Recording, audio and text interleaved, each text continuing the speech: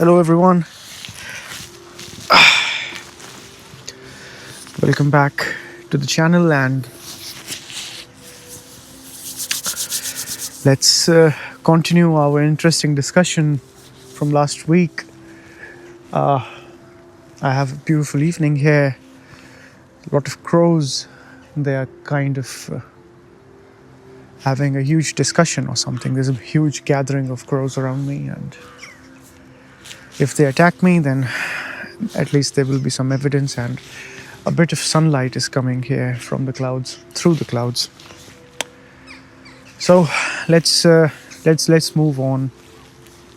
I was reading the beautiful text of Dhammapada by the Buddha today, and it had a very beautiful and profound effect.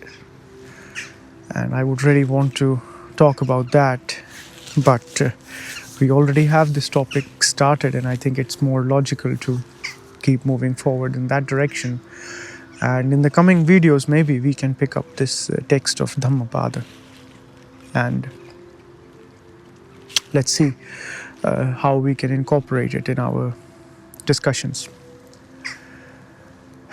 So our topic was from the last week about the understanding of where to draw the line that thought is to be used up to this point, and then it should not be used after that.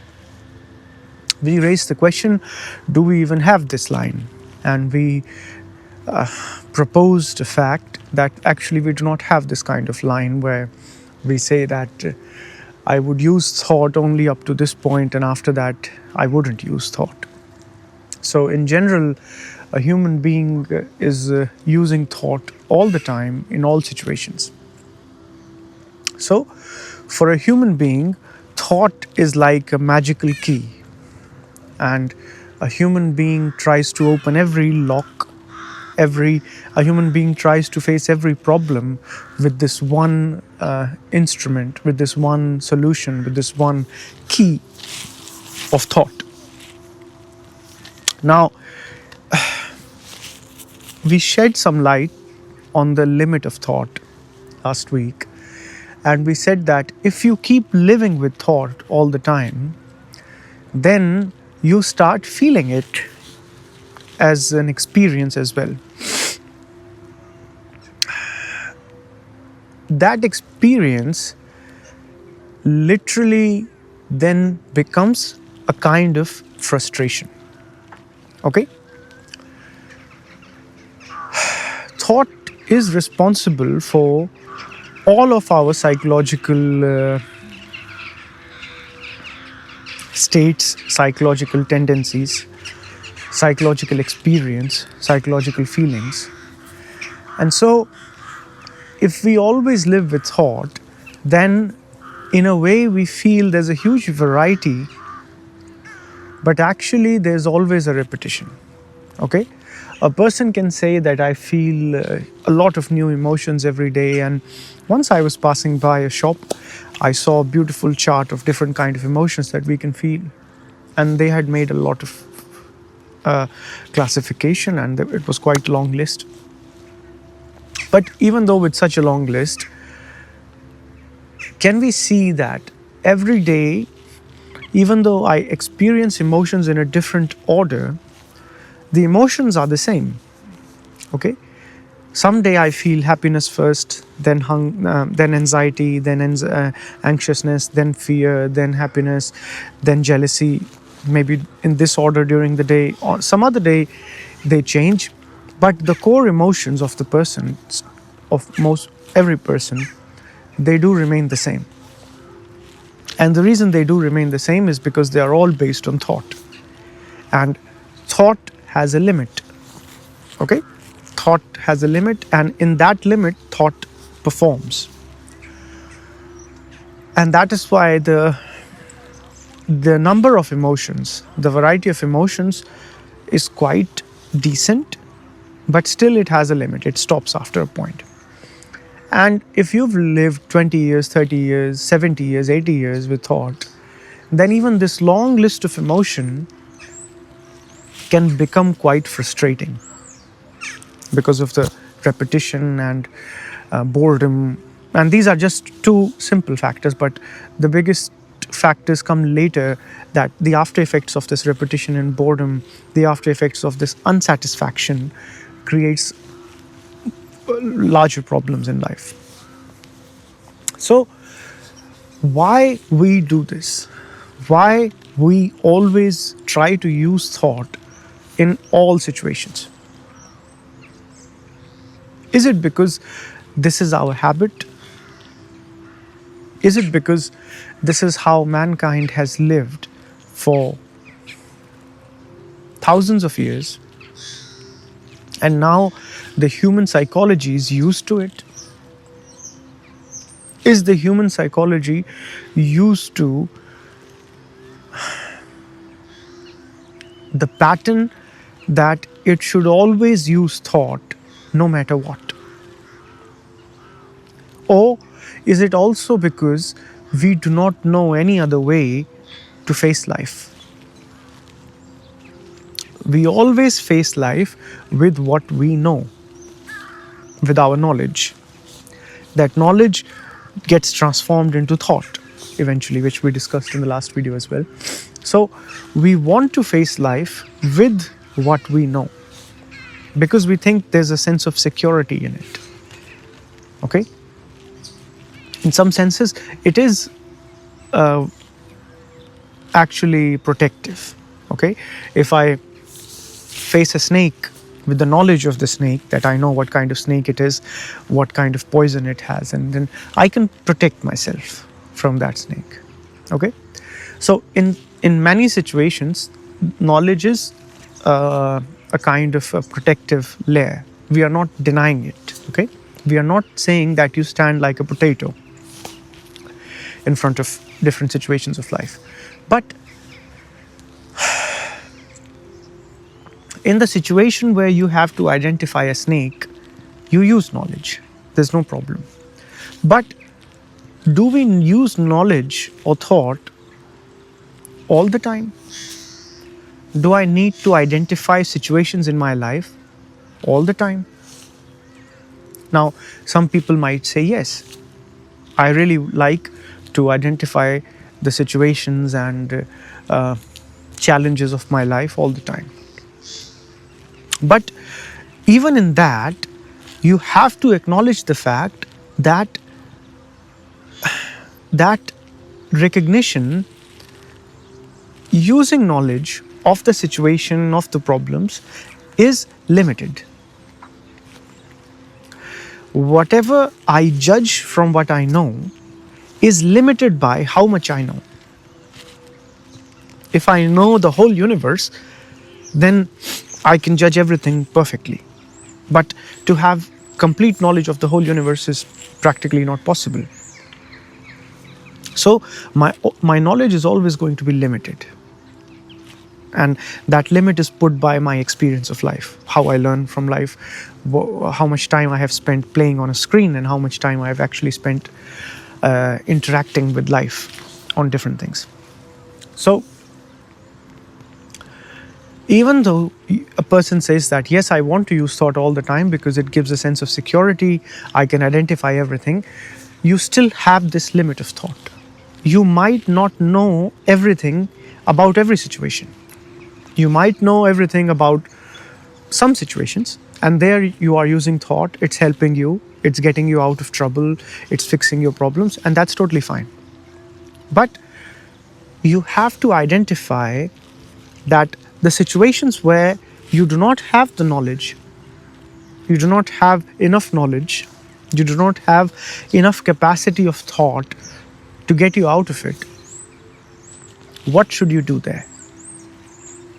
Because this pattern of using thought all the time makes us apply thought in the situations where thought is useless.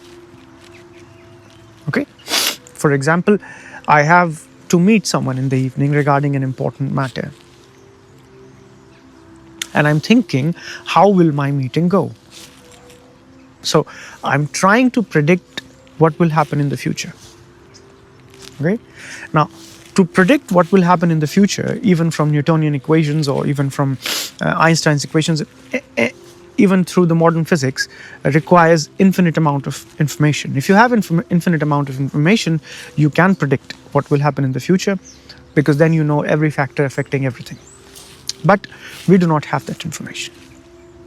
And yet we use thought to think over and over and over how that meeting will go, even though thought can never tell you how that meeting will go. Okay? But because I'm used to using thought in one situation of life, I keep using it in every other situation. Because thought helped me in one situation, I think it will help me in every other situation. And it's a long habit of mine. And it's a long habit of humanity. So all those factors together make me use thought all the time. Okay? Now, how do we draw the line that where thought is fine and where thought should not be introduced? And I think we already touched a bit on that when I said that when you do not know about the situation, when your understanding of the situation, your knowledge of the situation is not good enough, it's not nice to use thought there, because you do not know how to control. You have a very basic, decent knowledge about the situation. For example, in human relations, you do not know how a person is going to behave.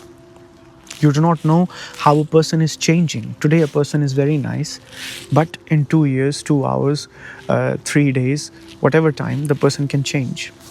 Okay?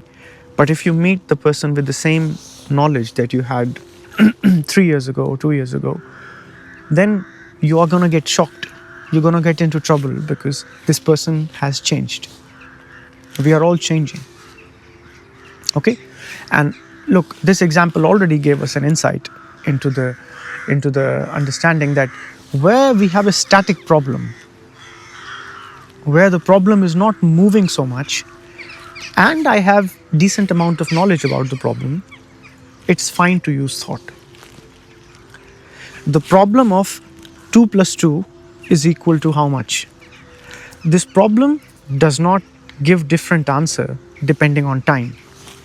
If I ask this question in 1950s and I ask this question in 2050, the answer is going to be the same. So the problem of 2 plus 2 is equal to how much is not changing with time. So it's sensible that if I have enough knowledge of mathematics, I can use thought to solve that problem. And we do solve that problem using thought.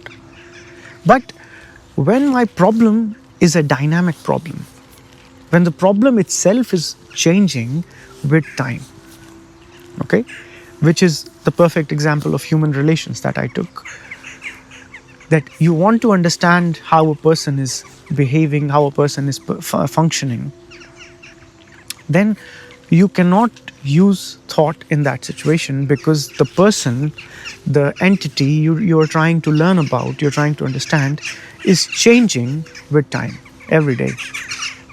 So we cannot say that thought can actually help us in this kind of situation.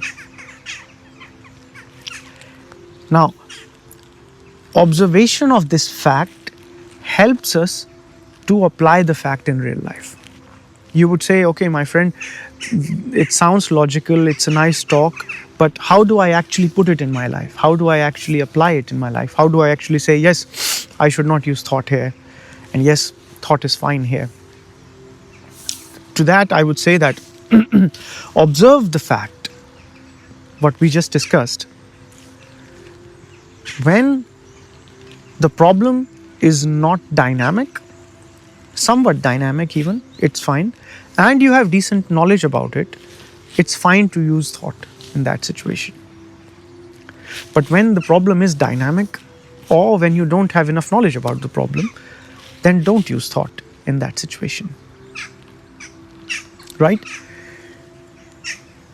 Then the next question arises, if I don't use thought, then what do I use? Because I still have the problem in front of me. I still have the thing which is standing in front of me, which needs my attention, which needs that I should address it. So, as you observe that thought cannot be applied there, okay? As you observe that thought is not the right instrument in this situation, just put down thought first. Don't ask me what you would use. Okay? Don't ask that yet. First, take the first step. And the first step is you observe the fact that this problem is dynamic, or I do not have enough information about this problem. There's no point to use thought here. There's no need to think about it. Thinking is useless here, because thinking will keep me in the same loop of what I already know, which is anyway very less, or the problem is changing with time. So whatever I know is not changing with time, but the problem is changing with time. So I put thinking aside. Okay? This is the crucial part, actually, to put thinking aside. This is the most difficult part, which everyone faces trouble with. If you observe that thought is useless in this situation, that very observation will help you to put aside thought. Then you would not ask me, my friend, tell me how to put aside thought. This question is always asked by the person who hasn't observed the fact that thought is useless in that situation. When you observe the fact that thought is totally useless in this situation, you naturally put it away. Okay? As you put away thought, as you put down thought in that situation, you already have the other instrument which is needed to face the problem. You don't have to find another instrument. You don't have to find another method. You don't have to find another thing. The moment you put down thought, the other thing takes birth. It's one action. Because you don't put down thought, the other instrument which could help you to solve a problem never appears, never takes birth. It's never born. Because you never put down thought. And as long as thought is there, the other cannot take birth. Now, why it is like this, we can discuss in some other video, but it is so. It's like a law, like the law of gravitation and electrostatic. So, to have this other instrument, to have this instrument which can help you solve problems which are changing, or about which you don't know anything about, or about which you don't have enough knowledge, let's put it like this, you have to take this crucial step of putting down thought. But most people, what they do is, they don't put down thought. They say, first give me the other instrument. First tell me what I will use to face my problem, and then I will put down thought. And in this situation, you would never put down thought. Okay? Because the condition for the other instrument to take place is that you first put down thought. The moment thought is given its right place, okay, when you know the problem nicely, you use thought, that is thought's right place. But when you do not know the problem nicely, when the problem is changing, then thought's right place is not to be used. Thought's right place is that thought is silent at that moment. Because thought is not the right instrument to face that challenge. The moment thought is put down, the other instrument appears.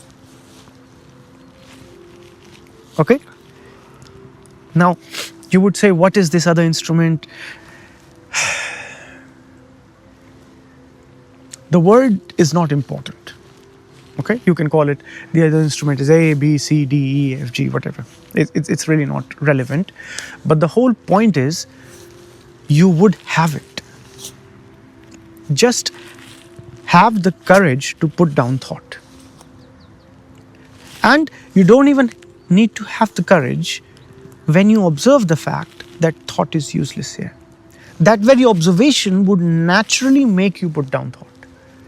But if you never observe that thought is useless here, then you would always feel like, maybe I can use this way thought, maybe I can use thought in that way and try to solve this. And you would always keep using thought in some form. So until you don't put down thought, the other instrument would not appear. And if the other instrument would not appear, you would never know that you have an other instrument to face challenges of life. Okay? Then you would assume that you only have thought to face challenges of life.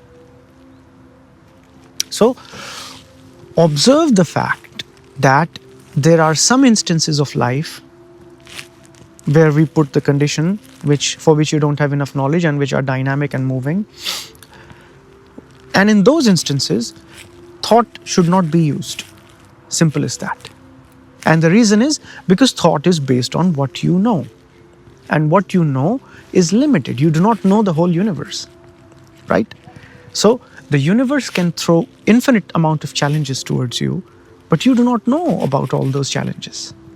So wherever you know stuff, you use thought. That's totally fine.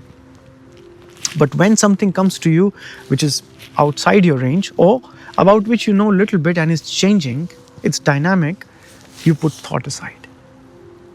And that is intelligence, actually.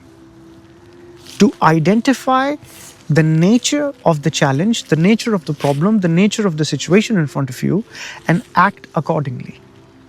A stupid person, a blind person, always uses the same key in every lock because he doesn't see the difference of locks.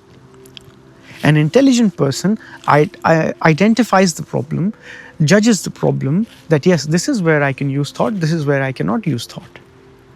So he or she naturally puts down thought, or thought goes silent by itself. You don't have to even put it down. You just have to see that it's useless here and it would naturally calm down. And as it calms down, the other instrument appears. Okay? So I hope I was able to convey something. I was able to deliver something. Autumn is slowly going away and we are entering in the phase of pre-winter. Can I call it already? Yeah, the temperatures have dropped quite a lot.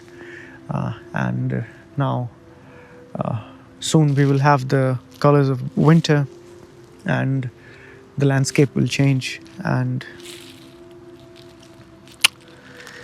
we would be inside the houses more. So as to say, the winter really forces us to be inside the house, to stay with warm places, and which is also a good time for us to self-reflect. The summer is calling people outside and you go out, you meet your friends, you do your parties and everything. But in the winter, you stay inside more. And that gives you a higher chance to read nice books, to go through good literature, to observe yourself, to introspect, to self-critique yourself. And I hope you are excited about it as the winter is coming. So thank you very much. And we are close to 100 subscribers now, 99 subscribers at the moment. Let's see if we will be 100 or not. It's taking a lot of time. You see, for other kind of content where someone is taking off their clothes, 1 million people come very fast. But when you're talking about the depths of life, even 100 do not come. So I wish you the very best for the weekend and see you next time.